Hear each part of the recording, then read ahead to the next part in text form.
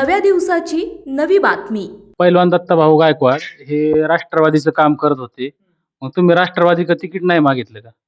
नाही, आम्ही पक्षाकडे तिकीट मागितलं. पण आमच्या गावचं मतदान कमी असल्यामुळे आम्हाला पक्षाने तिकीट नाकारलं. पण आमच्या गावानी असं ठरवलं एकमताने. आमच्या गावचा आधीच निर्णय झाला होता, की गाव सगळं एकत्र आलं होतं. त्यामुळं आम्ही पक्षाकडे तिकीट मागत होतो. पण पक्षाने तिकीट नाकारलं. त्यामुळे आमच्या गावाने आता एकमताने हा निर्णय घेतलेला आहे, की आपल्या उमेदवाराला अपक्ष म्हणून उभं करायचं. ह्या निर्णयाचा मला सार्थ अभिमान आहे आणि मला माझ्या गावाचा खूप गर्व आहे यावर. मध्ये 3 उमेदवार उभे आहेत. शिवसेना शिंदे गट, राष्ट्रवादी काँग्रेस आणि भाजप. तिकडून 3 उमेदवार, इकडून तुम्ही. काय मत लोकसंख्येचा काय तुमचं अंदाज काय आहे? खरं तर लोणी काळभोर मी माझा मोठा भाऊ या दृष्टीने मी लोणी काळभोरकडे आजपर्यंत पाहत आलेलो आहे आणि बारक्या भावाची भूमिका आमच्या वडकी गावाने कायम त्यांना साथ देऊन निभावलेली आहे. आता बारक्या भावाला लोणी काळभोरवासियांनी साथ देण्याची ही वेळ आलेली आहे आणि खरं तर बरंच सहकार्य म्हणजे त्या लोणी काळभोर ग्रामस्थांनी मला आता बोलून दाखवलेलं आहे, की त्यांनी माझा विजय त्या दिवशीच डिक्लेअर केला ज्या दिवशी माझा फॉर्म आला. त्या दिवशी लोणी काळभोर ग्रामस्थांनी हा निर्णय म्हणजे जाहीर केलाय, की तू आज या ठिकाणी निवडून आलाय, असं आम्ही तुम्हाला आश्वासन देतो. पण कसं असतं, ग्रामस्थ समोरासमोर गावात राहायचे त्यामुळे समोर तोंडावरती कोणी येत नाहीये. पण त्यांनी मला आशीर्वाद दिलाय, की आमचा बारका भाऊ तू आहेस. वडकी ग्रामस्थ माझे सगळे छोटे भावाच्या भूमिकेत आहे आणि लोणी काळभोरवाले सगळे मोठ्या भावाच्या भूमिकेत आहे. तुम्हाला 7 तारखेलाच याचा रिझल्ट कळेल. लोणी काळभोर वडकी पंचायत समिती गटामध्ये विद्याताई दत्तात्रय गायकवाड यांनी अपक्ष फॉर्म भरलेला आहे. आज आपण त्यांच्याकडे आलेलो आहोत. ताई, काय सांगाल? तर तुमचं परिचय काय? नमस्कार, जय श्रीराम. मी विद्या दत्तात्रय गायकवाड, महाराष्ट्र केसरी पैलवान दत्ता गायकवाड यांची सुविद्य पत्नी. मी आत्ता लोणी काळभोर वडकी गण नंबर 82 मधून अपक्ष उमेदवार म्हणून उभी आहे. मी याआधी 5 वर्ष ग्रामपंचायत सदस्य राहिलेली आहे. तेव्हाही मी भरपूर महिलांसाठी, गावासाठी कामं केलेली आहेत. बस हाच परिचय. तुम्ही निवडणूक लढवताय. तुमचं व्हिजन काय आहे नेमकं? निवडणूक लढण्याचं कारण म्हणजे मेन ज्या नागरिकांच्या मूलभूत सुविधा असतात, रस्ते, लाईट, पाणी, ह्या तर आहेच. अजून गावामध्ये शासकीय रुग्णालय किंवा व्यसनमुक्ती केंद्र, व्यसनमुक्ती हाही मेन अजेंडा असणार आहे आमच्या निवडणुकीचा. लोणी काळभोर, कदमाकोस्ती व वडकी या जिल्हा परिषद व पंचायत समिती निवडणुकीमध्ये महाराष्ट्र केसरी दत्ताभाऊ गायकवाड यांच्या पत्नीने फॉर्म भरलेला आहे अपक्ष. तर आपण त्यांच्यापाशी आज आलेलो आहोत. त्यांचं म्हणणं काय आहे आपण ते जाणून घेऊ. भाऊ, राष्ट्रवादीने तिकीट नाकारल्याबद्दल तुमचं मत काय आहे? खरं तर मी पहिल्यापासून राष्ट्रवादीचा एक निष्ठावंत कार्यकर्ता असल्यामुळं मी पक्षाकडे मागणी केली होती राष्ट्रवादीकडे तिकीट देण्यासंदर्भात. पण माननीय नामदार अजितदादा पवार साहेब यांनी माझं तिकीट पण डिक्लेअर केलं होतं. पण काही कारणास्तव शिरूर हवेचे आमदार आदरणीय ज्ञानेश्वरजी कटके यांनी फक्त लोकसंख्या पाहून ते तिकीट माझं कट केलेलं आहे. पण खरं तर या ग्रामस्थांनी सर्व ग्रामस्थ मिळून आम्ही फक्त एकच तिकीट मागितलं होतं. त्यामुळं आता ही सगळं ग्रामस्थ विरुद्ध धनशक्ती ही लढाई आता आमची चालू राहणार आहे. 27 तारखेला माघार घेण्याची शेवटची तारीख आहे. माघार घेणार की लढणार? आता हा निर्णय सर्वस्वी गावाचा विषय आहे. कारण मी फक्त उमेदवार म्हणून मी गावाच्या समोर उभा आहे. माझ्या हातात आता हा निर्णय काही राहिलेला नाही. जे ग्रामस्थ ठरवतील ती 100% पूर्व दिशा होईल. तुमचं पंचायत समिती लढवण्यामागे तुमचं व्हिजन काय आहे? व्हिजन इथं रस्ते असतील, पाणी असेल, लाईट असेल, ग्रामीण रुग्णालय असेल, पंचायत समितीच्या माध्यमातून शेतकरी युवकांना जो काही आपला पंचायत समितीचा फायदा होईल, काय दुग्ध व्यवसायासाठी असेल, मॅट असेल, ट्रॅक्टर वगैरे काही पंचायत समितीच्या माध्यमातून मिळत असतील, त्याच्यासाठी सर्व नवयुवकांना पहिलं प्राधान्य राहील. आणि खऱ्या अर्थानं क्रीडा क्षेत्रासाठी या गावामध्ये एक चांगलं क्रिकेटचं ग्राउंड व्हावा कुस्तीचं एक चांगलं स्टेडियम आखाडा व्हावा या दृष्टीने मी त्या ठिकाणी प्रयत्न करणार आहे. तुम्ही माघार का घेतली? नमस्कार, मी महेंद्र चोरे, माजी ग्रामपंचायत सदस्य. कारण त्याचं असं झालं, मी झेडपीला इच्छुक होतो. 1 महिन्यापूर्वी माझी राष्ट्रवादी काँग्रेसकडे मुलाखतही झाली. परंतु आमच्या गावाने परत एकत्र मीटिंग बसली आणि एकत्र निर्णय झाल्यानंतर बाबा आमचे वडगावचे भूषण दत्ताभाऊ गायकवाड यांच्या सुविधापत्नी विद्या दत्तात्रय गायकवाड यांना पंचायत समिती त्यांचं सुद्धा तिकीट मागितलं होतं. पण आम्हाला असं कारण दिलं की तुमची लोकसंख्या कमी आहे, मतदार कमी आहे, त्यामुळे त्यांचं तिकीट नाकारलं. आणि जर त्यांचं तिकीट नाकारलं असतं ना, मी उभं राहणं योग्य वाटलं नाही. आणि आमच्या गावचा एकमुखी निर्णय झाला की पंचायत समिती तिकीट आम्हाला द्यायला पाहिजे होतं.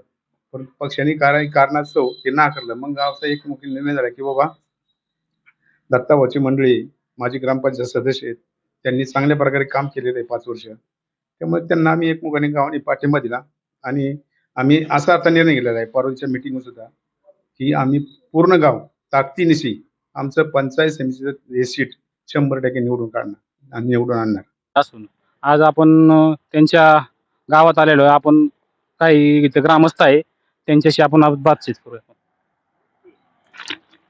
तुमच्या गावातून एक अपक्ष फॉर्म आलेला आहे, त्याबद्दल तुमचं म्हणणं काय आहे? आमच्या गावातून लोणी काळभोर आणि वडकी गणातून विद्याताई दत्तात्रय गायकवाड यांचा अपक्ष म्हणून त्या ठिकाणी त्यांनी निवडणूक लढत आहेत. तर अतिशय मोठ्या संख्येनं आमचं जवळजवळ 9,000 मतदान आहे. तर आम्ही मला वाटतं तसं 90% करण्याचा आमचा मानस आहे आणि त्यामुळं 7,000 प्लस आम्ही जाऊ विद्याताईला मतदान. त्यामुळे आमचा विजय हा निश्चित आहे. वडकी गावाचा गुलाल 100% असणार आहे याची आमच्या वडकी गावाला खात्री आहे. भाऊ या पहिलं या की. दादा, तुमचं काय मत आहे याबद्दल? आम्हाला ज्या विद्याताई गायकवाड आहेत यांचं तिकीट पक्षाने नाकारलं आणि त्याचं नाकारायचं कारण की आमच्या गावचं मतदान कमी आणि लोणी काळभोरचं मतदान जास्त आहे असं त्यांचं म्हणणं आलं. पण प्रत्यक्षात हकीकत पाहिली तर आमच्या उमेदवारात एवढी धमक आहे की आम्ही गाव मिळून एक विचार करून विद्याताई या उमेदवार नसून पूर्ण वडकी गाव हेच उमेदवार आहे. आणि जर गाव उमेदवार असेल तर मतदान हे फक्त उमेदवाराला म्हणजे स्वतःला होणार आहे. आणि त्यामुळे निश्चित विद्याताई गायकवाड ह्या भैरवनाथाच्या साक्षीने सांगतो की त्याच निवडून आलेल्या असतील. दादा, तुमचं काय म्हणणं आहे याबद्दल? आज ह्या पंचायत समिती इलेक्शन बद्दल जर बोलायचं म्हणलं तर वडकी गावाचं एवढं कौतुक करावं लागेल आणि मला अभिमान आहे मी वडकीतला आहे. कारण आम्हाला जर पक्षाने नाकारलं तर सगळ्या गावात मोठे मोठे पदाधिकारी आहेत, कोण जिल्हा अध्यक्ष आहेत, कोण आता हिदाडशे भाऊ तालुका प्रमुख आहेत. परंतु आम्ही शिवसेनेचं काम करतो, सगळे पदाधिकारी आहेत, राष्ट्रवादीचे मोठे पदाधिकारी आहेत. परंतु गावाला तिकीट न मिळाल्यामुळं आणि एकच तिकीट सर्वांनी मिळून ठरवलं तर सगळ्यांनी सांगितलं की पक्षाची पादत्राणे आपण सगळ्यांनी बाहेर काढायची आणि फक्त विद्याताई म्हणजे विद्याताईच यांचंच काम करून त्यांना 100 नाही 1000% तुम्हाला सांगतो 1000% आमच्या गावचे उमेदवार विद्याताई गायकवाड ह्याच निवडून आणायचा हा गावाने पूर्ण अगदी चंगच बांधलेला आहे आमच्या गावाने. इथं धाडसी भाऊ मोडके पण आहेत, आपण त्यांच्याशी बातचीत करूया. जय महाराष्ट्र. काय म्हणता? काय काय वातावरण काय म्हणते? वातावरण आता आम्ही गावाचा सगळ्यांनी एक ठराव केलेला आहे. ते 1-2 दिवसापूर्वी आमची गावची एक मीटिंग झाली. त्या मीटिंग मध्ये असं ठरलं की बाबा आपण सगळ्या पक्षांना आपण उमेदवारी मागत होतो आणि उमेदवारी मागत असताना आम्ही आज ओबीसी महिलेला पडलं होतं तिकीट पंचायत समितीचं आणि जिल्हा परिषदेचं एससी महिलेला पडलं होतं. तर आम्ही सर्व पक्षांक मी स्वतः तालुका प्रमुख होतो उद्धव ठाकरे शिवसेना गटाचा, हे शिंदे गटाचे होते. आम्ही सर्व पक्षांक आम्ही आमच्या पद्धतीने आमची ताकद आजमावली की आम्हाला कुठेतरी आमचा विचार करा, आम्हाला एक पंचायत समिती किंवा झेडपीचं तिकीट द्या. बाबा झेडपीला आमचं जर मतदान कमी असेल तर झेडपीचा विषय समजा नाही, आम्ही आमच्या एकत्र बसून आम्ही विषयही करतो, पण आम्हाला पंचायत समितीच जरी द्या. पण आम्ही सर्व नेत्यांकडे गेलो पण आमचा काही कोणी विचार केला नाही. मग त्यावेळेस आमच्या गावकऱ्यांचा एक विषय झाला की बाबा ओबीसी लेडीज ज्यावेळेस लढवायची होती, आम्हाला ओपन मधली किंवा लेडीज ओपन ही करायची नव्हती. आम्ही माळी समाजाची किंवा धनगर समाजाची कोणती तरी एक लेडीज उभी करणार होतो आणि पूर्ण गावचा पाठिंबा म्हणून तिला आम्ही निवडून द्यायचं होतं.